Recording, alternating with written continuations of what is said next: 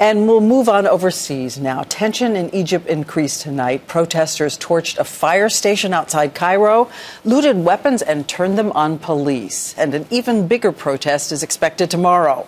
As you know, these protests seem to be a kind of chain reaction across the Middle East, and the chaos could have serious repercussions right here in the United States. So we asked Martha Raddatz to tell us what those repercussions could be.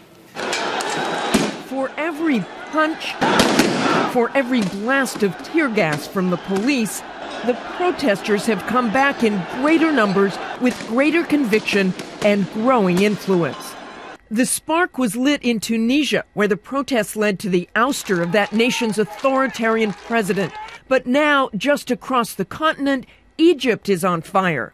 The tens of thousands of protesters are trying to bring down the man who has held power for 30 years, President Hosni Mubarak.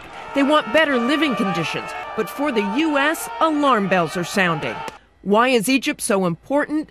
Listen to the president today.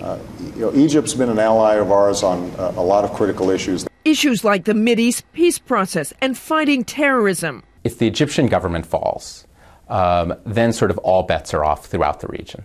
But it is not just Tunisia and Egypt that have America's attention. The protests have even spread across the water, through the deserts, to Yemen. Talk about alarm bells. Thousands of protesters are looking to oust Yemen's president. Why is Yemen important? The list is long and frightening. A training ground for al-Qaeda, the home of Anwar al-Awlaki, a terror leader more dangerous than Osama bin Laden, tied to the failed Christmas Day and Times Square bombing, and calling for more attacks. If the Yemeni government falls, no one will be there to challenge the terrorists.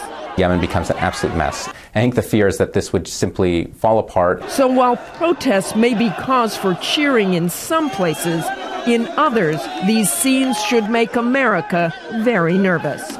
Martha Raddatz, ABC News, Washington.